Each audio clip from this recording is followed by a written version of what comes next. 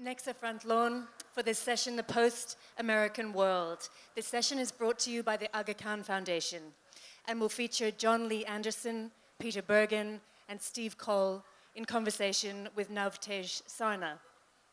Jon Lee Anderson is a staff writer for The New Yorker. He has reported from numerous countries and covered over 24 conflicts since beginning his career in 1979. His books include Che Guevara, A Revolutionary Life, and The Lion's Grave. Peter Bergen is a vice president at New America, CNN national security analyst, a professor at Arizona State University, and the author of 5 books, 3 of which were New York Times bestsellers. Steve Coll has been Dean of Columbia Journalism School since 2013. He has been a staff writer at The New Yorker since 2005, where he writes on politics, national security, and the media. He's a 2-time Pulitzer Prize winner.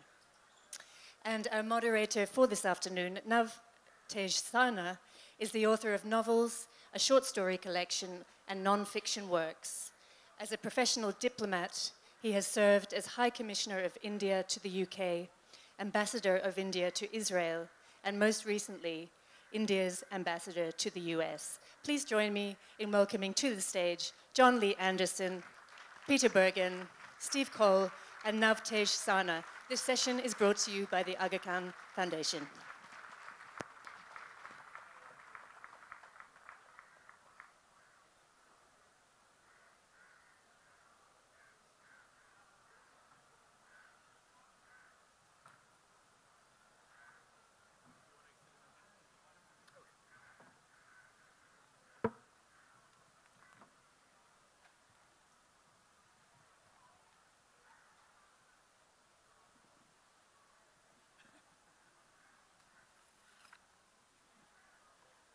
Very good afternoon, ladies and gentlemen.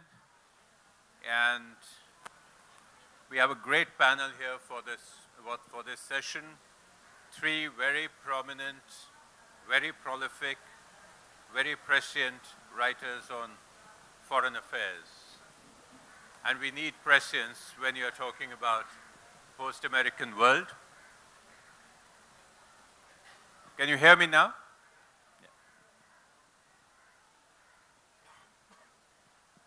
We have essentially 2 ideas why we would be discussing this today. One is that we've just finished 2 years and 2 months of President Trump. And what stands out is a streak of isolationism, unilateralism, protectionism. The second factor is that we have a China that is rising and risen. And if one is to use President Xi's words, a China that is standing up, growing rich, and becoming strong. While we come to the China aspect a bit later in the discussion, I wanted to throw open this discussion by asking each or any of the panelists, do you think we would be discussing the post-American world if Hillary Clinton had become president in 2016?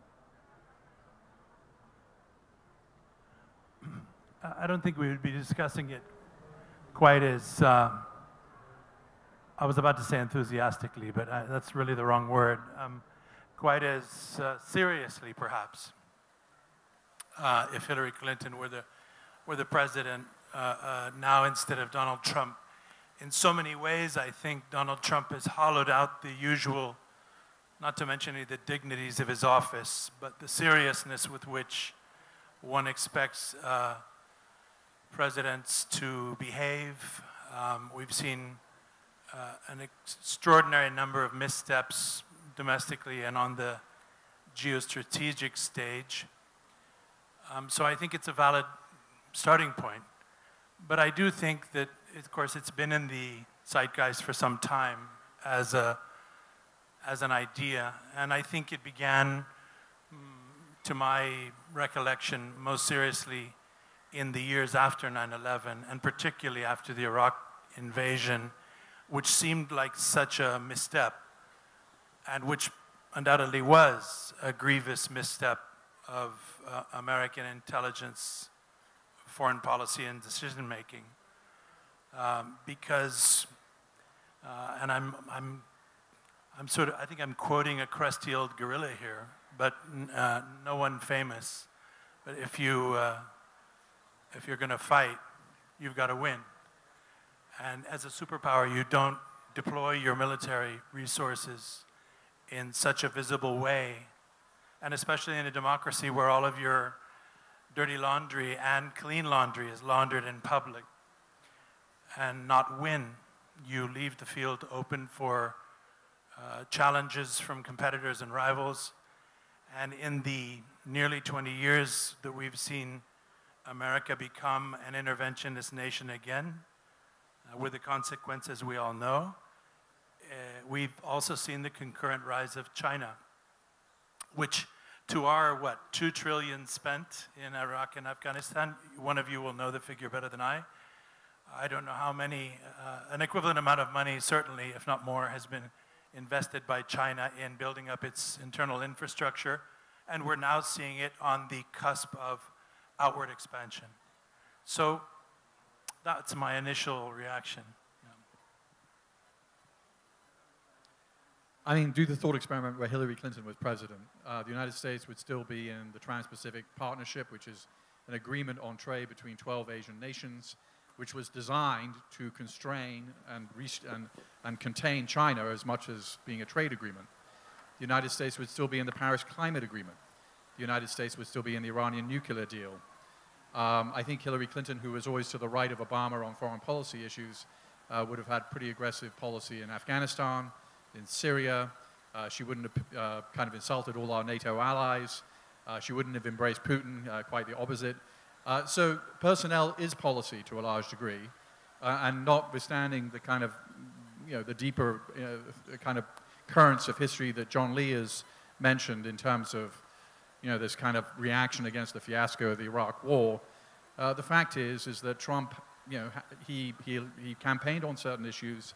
He is a certain kind of personality, and the next president, whether that's in 2020 or 2024, could be very different. And I don't think, ultimately, relations between nations are not friendships. They're about interests. And in a country like the United States, its interests align closely with India's and align closely with the EU. And so I think that, nothing that Trump is doing, I think, will necessarily, can't be undone by a future president, because I think people understand that he's a particular kind of person. Obviously, he was elected by about half the population of the United States, so he represents their views to some degree. And isolationism has been a common theme in American history in the 1930s, so this is not new. But I don't think, Trumpism, America Firstism is not forever. Well, I think that's probably the biggest question of whether it's a correction or whether it's something that's going to last for 10 or 20 years. But the phrase post-American world comes in part from the title of Fareed Zakaria's book, which was published, I think, circa 2012, and probably sat on this stage at some point and discussed it. And it was about the rise of the rest, not so much about the decline of the United States, but the emergence of a multipolar world as a result of the BRIC countries. And even with Brazil's underperformance over the last few years, that observation that he made about the next 20 or 30 years seems still true today, notwithstanding Trump. The thing that worries me the most is whether or not it's correct to see Trump as a temporary phenomenon. And the reason it might be wrong is because he's a trailing indicator of things that are happening all around the world. And these are basically big domestic political realignments in open societies. Trump follows populism in Hungary. Trump follows populism in Poland. He follows the crack-up of the French consensus and the emergence of Macron. He follows Brexit. So something much deeper is shaking these publics: inequality, the divide between rural and urban populations, the sense of disenfranchisement, a rejection of elites, a distrust in institution, propaganda, all of it. And I worry that this may be much more than a 4-year or even an 8-year struggle, that this may be a 16-year struggle. And so then you're not talking about a post-American world in the way Fareed Zakaria was talking about it. You're talking about a different America. You're talking about a different world. And so this might seem a little bit too much on the surface for the world that will be in 10 years. I'm not that pessimistic, but I think we should account for the possibility that we're in a moment of disequilibrium. Yeah, I'm sorry. I would agree, and I just wanted to add something to something Steve just said, which is that I think, you know, if our question takes as its central premise that the United States has been an empire for the last century or so, a superpower for the last 70 years, that the missteps that, at least in my view, that we're talking about, perhaps the greatest misstep being the presidency of Donald Trump, has given opportunity to adversaries, rivals, ambitious second-tier powers, and of course, we do have the rise of China. It's the great presence in the room. I was mentioning to Steve earlier today when we were talking about this that on January 1st, interested in the phenomena that's taking place in Brazil, precisely, where an ultra-rightist has taken power and has instituted a government with very strong presence. He's a civilian, former military man, very strong presence of the military in all of his cabinet positions, and a very isolationist, ultra-nationalist worldview. His VIP visitors at the inaugural were none other than Hungary's Viktor Orban and Israel's Bibi Netanyahu. And in the last few days, some of you may have been aware, despite Jaipur, that there was a crisis in Venezuela. The President Maduro, who's against the ropes, has received messages of support from his primary creditor, Russia, and also China. But the most fulsome of all came from Erdogan of Turkey, who sent him a text message saying, "Stand up, brother Maduro, we're with you." Erdogan is a NATO member, but nonetheless finding common cause with, in a parallel way with other players around the world. I think, you know, we could all parse the origin of the moment at which various powers with their own interests decided to go their own way, break the mold in this new distorted landscape. But we're seeing it in a multiplicity of ways, not only on center stage, but, you know, in South-South, new South-South interactions, and they'll be playing out as the time comes forward. And I don't think this would have happened if the United States had not somehow shown the world that it was prepared, or that it was making it possible for other players to intervene. Whether it was Obama's, please, you know, we don't necessarily want to lead, join the enterprise, or Trump's willful pulling back. We're seeing new actors arise, and we're going to see new alliances, and we'll see how that affects, you know, Pax Americana, or American hegemony, in the years to come. So one thought that seems to emerge is that probably we are not talking about what Fareed Zakaria talked, that, you know, the supremacy of America that we have seen after the demise of the Soviet Union. But what we are probably looking at, and this would be a good idea to discuss this, is this the unfolding of the entire international liberal post-World War II order that was created with dominant American presence, the UN, NATO, Bretton Woods, WTO, spin-offs, climate change, and so on. And if we are seeing this unfolding of this entire order, are we heading towards some sort of imminent chaos? Well, let's look at it from the American point of view. What have been the sources of American power since the collapse of the Soviet Union? The American economy, still the largest per capita in the world, growing faster than any other economy. The American military, still formidable in comparison to any single actor that would seek to challenge it, though vulnerable to asymmetric advances by China over the next 20 or 30 years. American alliances and American influence, soft power, the access to American higher education, the invitation to talented people from all over the world to come to the United States and remake themselves and participate in the economy. How much of that looks solid in the era of Trump? Maybe the economy, although it's on a sugar rush and probably headed to a recession at some point in the next couple of years. But all of the rest is interdependent. American military dominance is a function of alliances. If we're going to withdraw from most of our alliances and insult most of our partners, how do we think we're going to maintain, sustain military superiority over the next 10 or 20 years? American political influence is a function of our open society, of our values, of the access to our higher education system. If we're going to close our borders and insult our minorities as part of our populist politics, then where is that influence going to run? It's going to run elsewhere. It's already happening. Now, you know, fortunately, Canada isn't big enough to overtake the United States, but it certainly has been trying to substitute itself for Trump's America.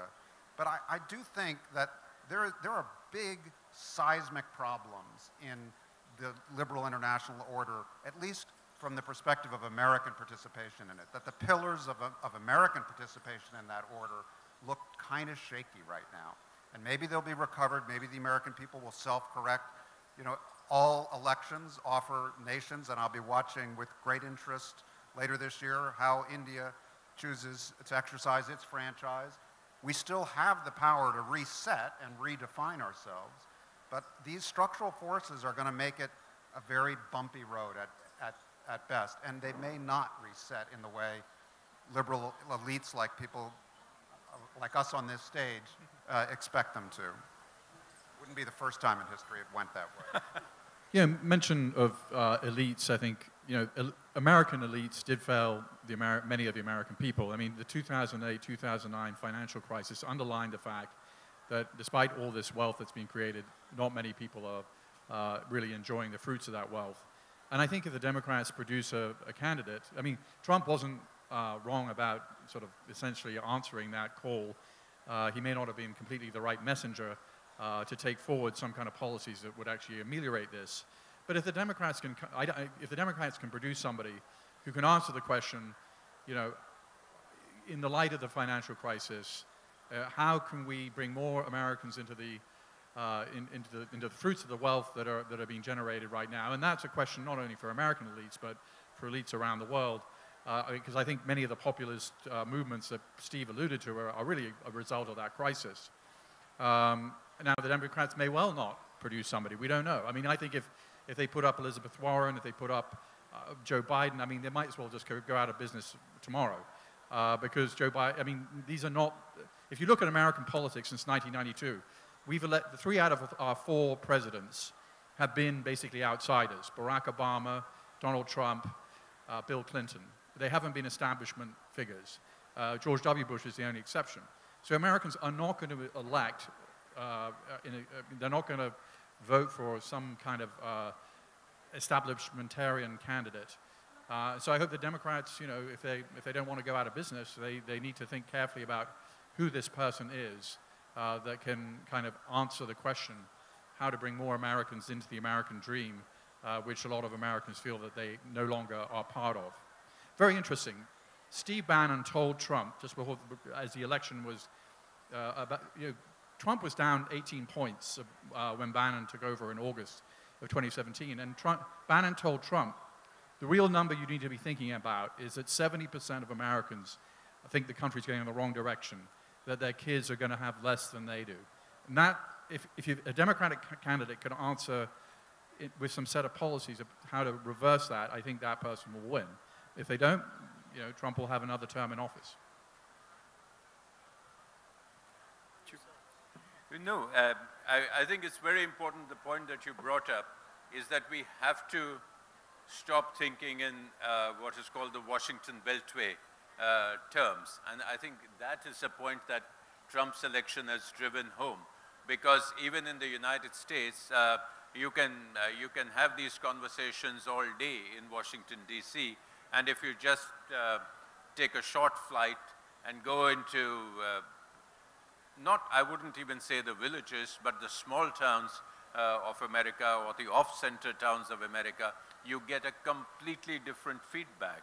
And nobody seems to mock President Trump, or nobody seems to think that he's not doing the right thing. When I say nobody, I mean large number of people. So the prospect of 6 more years of this, I don't think can be ruled out.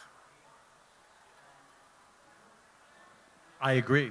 I mean, by the law of averages, he'll get another term, but we're not in an average political situation. But in a typically, he would get another term. But if I may just take you into the, Steve did mention a lot of positives of the United States system and presence in the world. So in a way, while we may be getting a sort of shock treatment under President Trump, is it probably too early to say that there is a post-American world? Because even Apple is worth $1 trillion, which is more than Poland and Hungary put together. And in fact, more than Indonesia, Malaysia, and Philippines put together. So, and Apple is not the only one. So there are strengths in the United States which, despite the upheavals that you see, is it possible that those will sustain an American dominance in the next decade? I mean, it's possible. I think it probably takes us towards the China subject, which would be interesting to hear you talk about as well, Ambassador. But a lot of the strengths that we listed earlier or remarked on earlier were a function of an international trading system that the president has called into question, and that I'm not sure the next nominee of the Democratic Party is going to support either. You have a strange, sudden cross-party consensus that China is now a rival. The only question is how far down the Cold War analogy path do you want to go? Where did that come from on the left? It came out of the realignment that's happening in both parties. On the Republican side, populism overtaking the kind of Bush era of corporate, civic Republican politics, and on the left, something similar to what you see in Britain, a sharply divided party where moderates are on the back foot and a new generation of activists are defining the agenda, including international policy, including challenging China on issues like trade and jobs. So if you ask, is the strength of the American economy, its relatively fast growth, its relative openness, sustainable for another 10 or 20 years, and so therefore it's too early to call time on it? Well, what's the context? I mean, is this system that the American economy has thrived in going to be around in its current form for 10 or 20 years? If we move into a more mercantilist, protectionist trading economy, that's not what the U.S. system is built to thrive in. If you look at the profits of S&P companies, I think it's something between 20 and 40% of them come from international sales. So all of the value and the kind of evidence of American animal spirits that you see, whether it's in the value of companies like Apple or in the rate of GDP growth, it's a function of a system that's now quite shaky.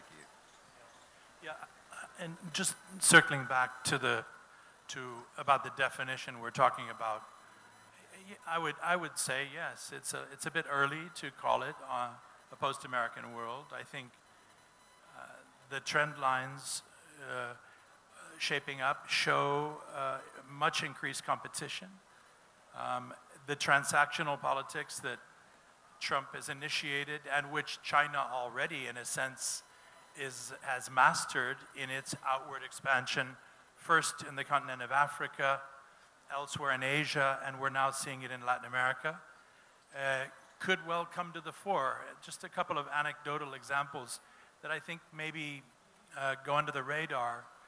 We tend to look at the main stage, the main players, the battlefields of Middle East or Europe, and whether the EU and NATO and so forth, rightly.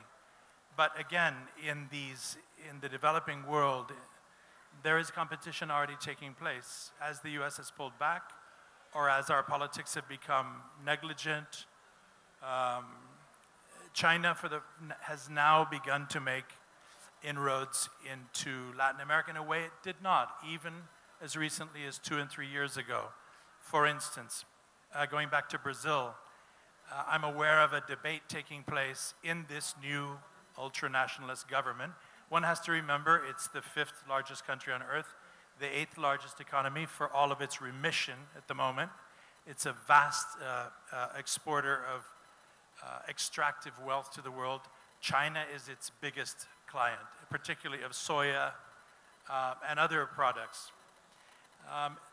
Bolsonaro, the president, has hinted strongly that he wouldn't mind letting the Americans have a military base in Brazil. He represents a kind of new, perhaps a new nationalism in a part of the world that has traditionally been askance at more American military presence. Brazil's always been a little far away. He's actually gone out and hinted strongly that he wouldn't mind that. His vice president, who represents the military, has made it clear that he disagrees with this. So right off the bat, you have a mixed bag emerging in this new firmament in which precisely what we're talking about is at the core of the central argument. With China as their main client, can they afford to adopt the same acerbic tone and the same isolationist tone as Donald Trump? Apparently not. But there's a push-me-pull-you situation going on. In Panama, where the United States inaugurated its debut into the world as a power with its canal, in the age of iron and engineering just a century ago, China recently signed a deal to have Panama transfer its loyalties from Taiwan. It was one of 20 countries that still acknowledged Taiwan, and transfer them to China. Within a week of signing that agreement, the Panamanian president, this is the ultimate American rump state, by the way. In 1903, the United States created Panama in order to place the canal there. Flew to Beijing, signed 137 agreements. The Chinese arrived. Xi has come, and amongst other things, the Panamanian president ceded a piece of land at the very mouth of the canal for the Chinese to build their new embassy. In essence, planting a flag and saying, now it's us. That has been shouldered aside as just a little too bull in the room, bull in the China shop. But nonetheless, they're there. They want to make it their American hub. When I say American, I mean the entire hemisphere. And they are, I think, moving in ways, it's still within the realm of the commercial trade and so forth, but they're doing it at a time when I think they feel they can get away with it. They're still not talking about military exercises. But it's an interesting advent, and I think we're seeing this in different parts of Africa as well. Russia is now moving in to a couple of places to compete with China in paramilitary ways. In a way, it's like it's Cold War 2.0. Well, that raises a good question for the ambassador and other people on the panel, which is, so Trump is embarking on this tariff war with China, but there are some deeper problems that I think the Trump administration is trying to address. First of all, Chinese intellectual property theft, which is enormous. Secondarily, the fact that China essentially makes it almost impossible for foreign companies to operate in its own market. So, accepting that getting into a tariff war with China may not be smart, but the broader question is the Trump administration kind of getting it right by basically confronting China on some of these issues, and might historians, 10 years from now say, well, actually, Trump got a lot of things wrong, but this big thing he got right. Well, I think there's one thing which most of Washington agrees on is China. So whether, and well, at the moment talking of post-American world. Yes, and they do agree about China, and that's a sort of bipartisan feeling, and there's a feeling in the universities and in industry and across the spectrum on that. But the question I'd like to ask you is do you think China is now ready to make it a straight one-on-one contest? Because as John mentioned, China has been cherry-picking around the world while America was, so to speak, distracted with various things like Iraq, Afghanistan, and perhaps now with domestic politics. It's been moving in where there's no direct confrontation. But now we are seeing signs of that directness. I'm doubtful that the Chinese leadership wants this to be the moment when they move into direct confrontation. They haven't finished consolidating the growth of the last 10 years. Your colleague, Ambassador Menon, on an earlier panel today noted that China spends more on internal public security than on defense.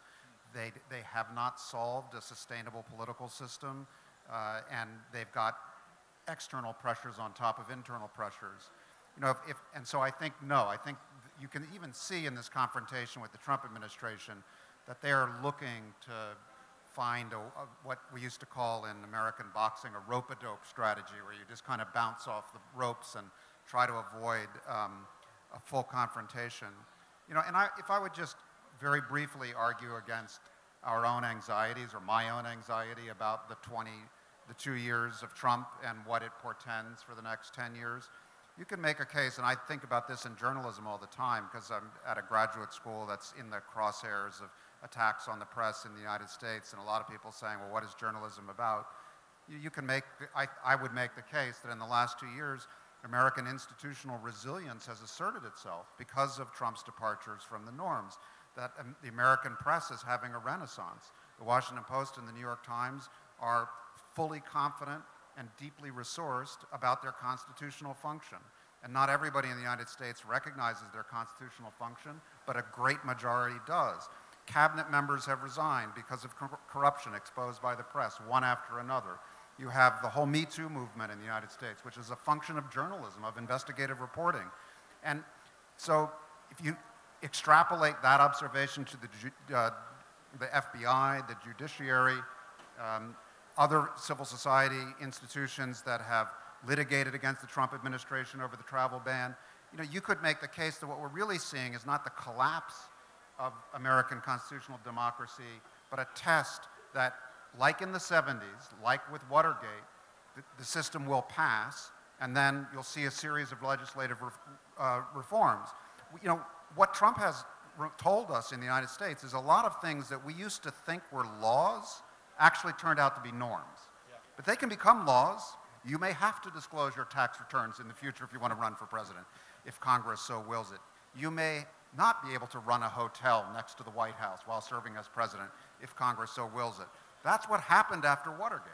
We had a whole series of structural reforms that at least kicked us forward in the right direction. So if that is the response to these departures and to these challenges to the system, then I think the United States could end up in a much stronger position vis-a-vis China, and even in the kind of competition for international influence, having demonstrated that its institutional system, like India's, it can have some dark moments, its emergencies, but it is fundamentally a more resilient, a more convincing, a more inclusive system, and therefore more sustainable than dictatorship.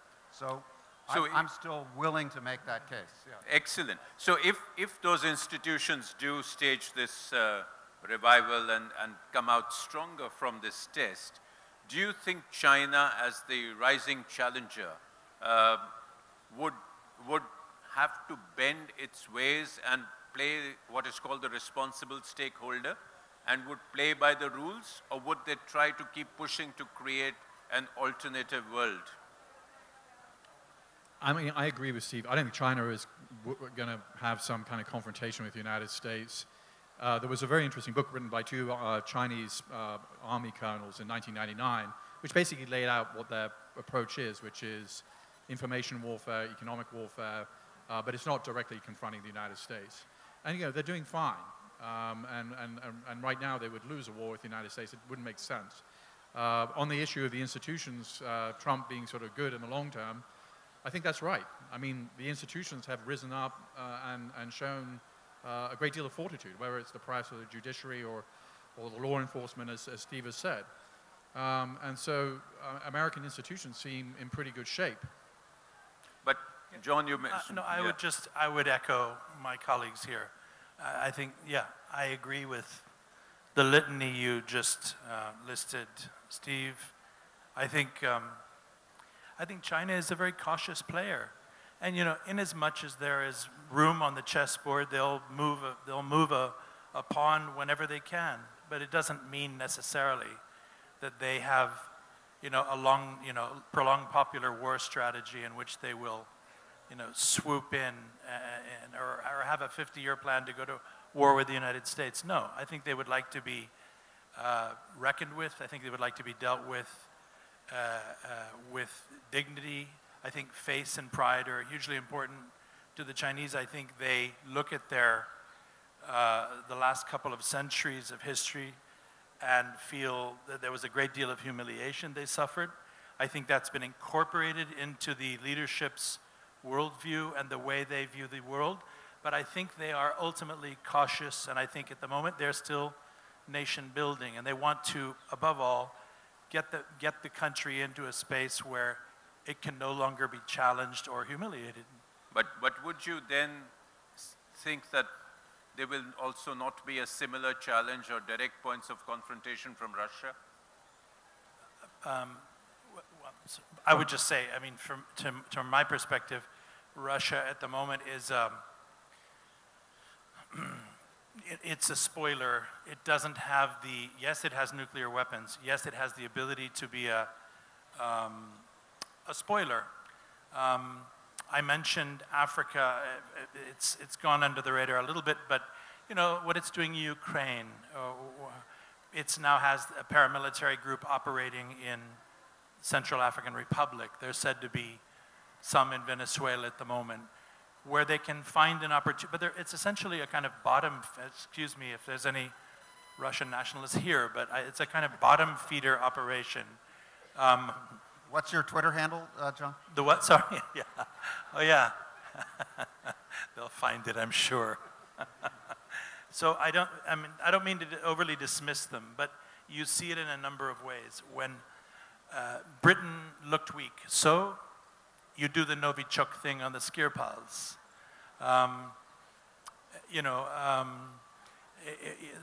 The United States is an open society, so you can hack their elections.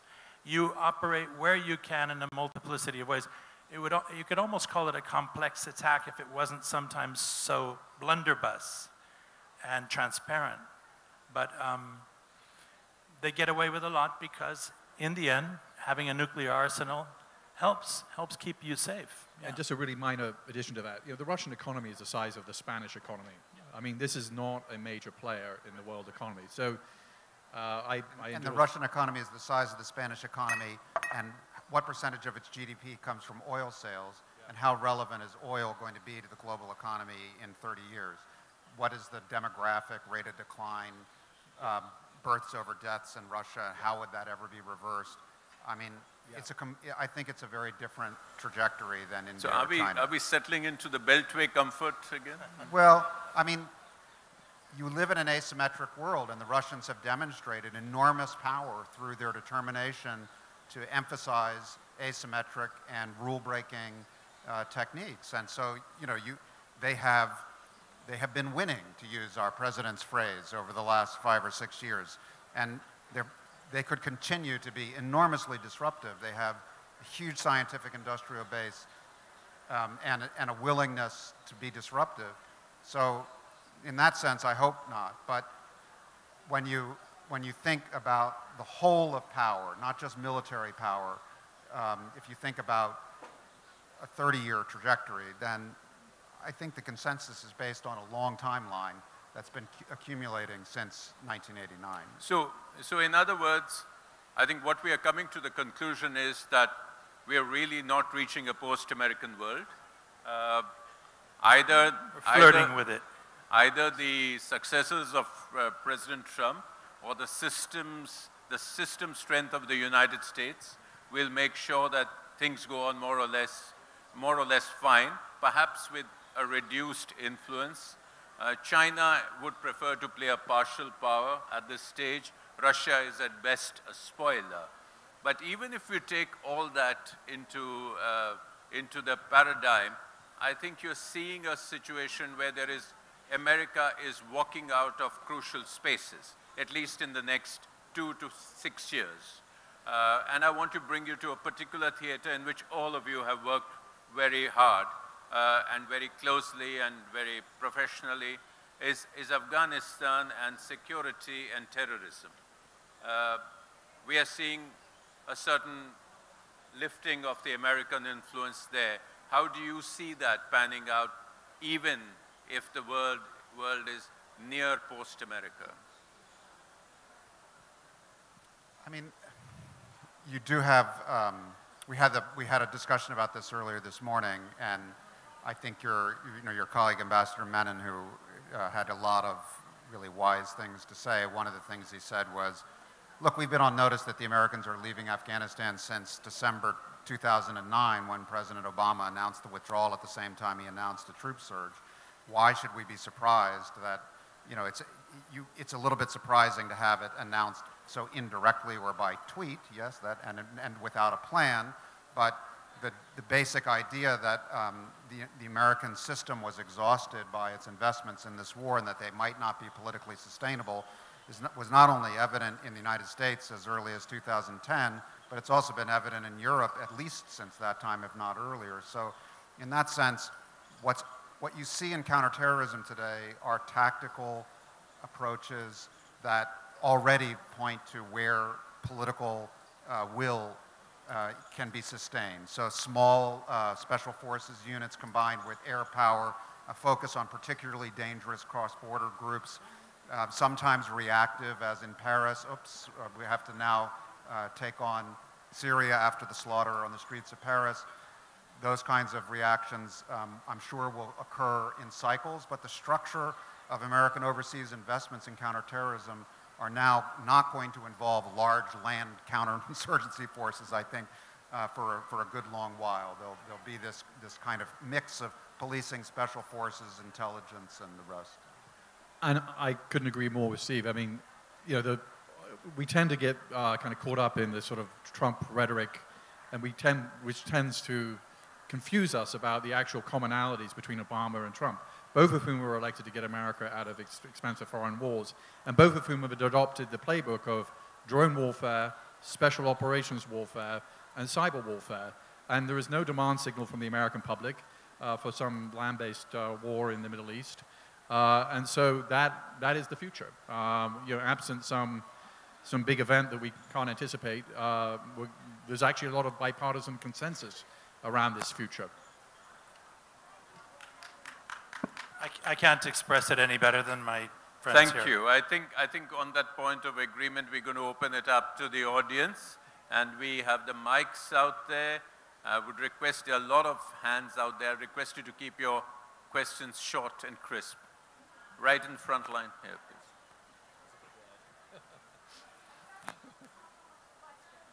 Hello. It's not so much a question, but I want to thank the Jaipur Book Fair and the Indian people I've been here all 3 days so far, for allowing such please speak into the mic. For allowing such open discourse. It's been incredible. I worked for the Miami Book Fair, and we don't have such open discourse, so thank you for that. But I wanted to make some comments. People generally get who they deserve. Trump lost the popular vote. There are many, many people, including people from the Episcopalian Church and other Christian churches, who do discuss Trump and what he's doing and saying is wrong. The same conversation we're having about Trump, we were having about Bush, just their different personalities. I also wanted to comment about something that's really important. I think we have to restrict yourself to a question, please. The left has become as intolerant as the right. And many people who voted for Trump were not admirers of Trump. I personally don't like Trump, but many people who voted for him because both parties were not doing anything good for America. And I'm really surprised that only one man in a panel out of 3 days mentioned something, and that's Obama was not a great president, and we romanticize the Clintons. And not one person says anything about that. Thank you. Could you pass the question?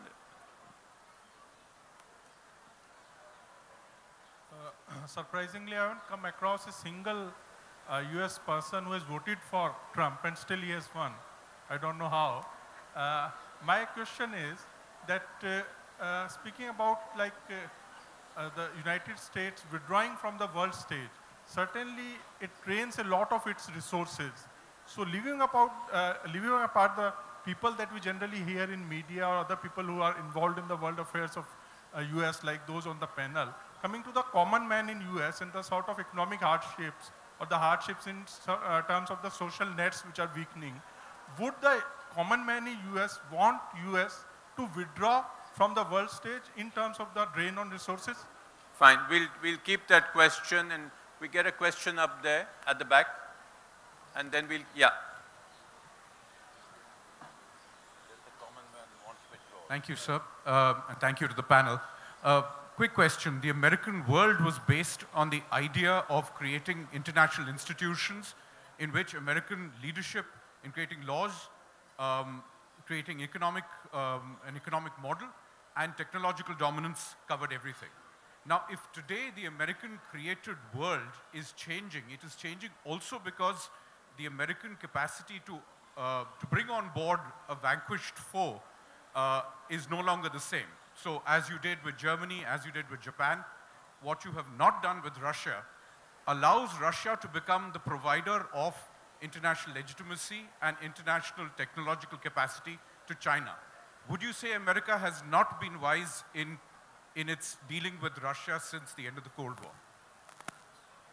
I think those two questions. Yeah, I mean, it's a very good question. There's a lot of self-reflection in the American system about NATO expansion and the hubris that accompanied it after the collapse of the Soviet Union. It's too late to rewrite that history, and it's not obvious to me that even if it had been handled in a different way, that Russia would not have come out of the ashes of its economic and social crises of the 90s with a strong leadership that looked back to Russian history and Russian expansionism. I heard a wonderfully animated lecture about the Romanovs over there. I don't know if some of you went to it, but if you place Putin's leadership in that context, it looks quite modern and technocratic compared to some of his predecessors. But anyway, I think NATO made mistakes in the degree and the nature of its expansionism. It had a duty to reconstitute security for Poland and the Baltics and Central Europe and parts of Southern Europe, in my opinion, and yet it kept on going, and that wasn't handled the right way. But given the crises that Russia was in the 90s and the anomaly that collapse represented in Russian history, I think it was inevitable, irregardless of what NATO had done, that the state would have reconstituted itself and that probably strong traditional Russian authoritarian-style leadership would have emerged from that recovery. Thank you. Question here, please. Front. Thank you. Even though Trump has been criticized a lot and he has undervalued the role of the presidency of America, a lot of people do think that the peace that has been generated in the last 2 years, which happened to be the most peaceful 2 years in the entire 21st century, will bring more power to Americans than the doom and destruction they would have brought otherwise. Comments? Thank you. We'll keep that on hold. Take a question. The gentleman out there and the lady in front, please. The Cold War was basically a battle of technology and also of ideology. So now the battle between powers will be more of technology and less to do with ideology and morality? Or will it be what, according to you? And one more question, and then the panel can take it on, please. Thank you. So I'd really love to hear about India and the role India could play as one of the world's largest economies that its economy is not based on oil and is also the world's largest democracy. And Ambassador, if you could comment too, that would be great. Sure. So perhaps okay, I'll start on India. Thank you. That was not part of the plan, but I think, frankly, your question contains the answer. We are the world's largest democracy, and we certainly are one of the if not the fastest growing economy today, with all predictions looking at 7.5% growth. And I think India is playing a major stabilizing role.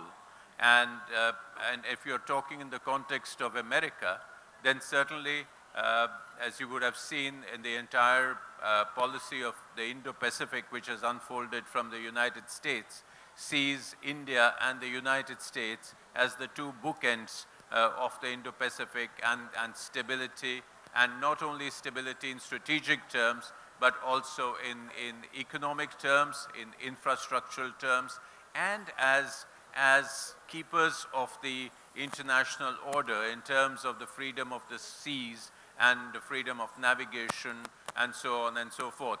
But it's a long, and this is not the subject of this debate, so I will stop right there, but I bring the panelists back to the other two questions which were raised.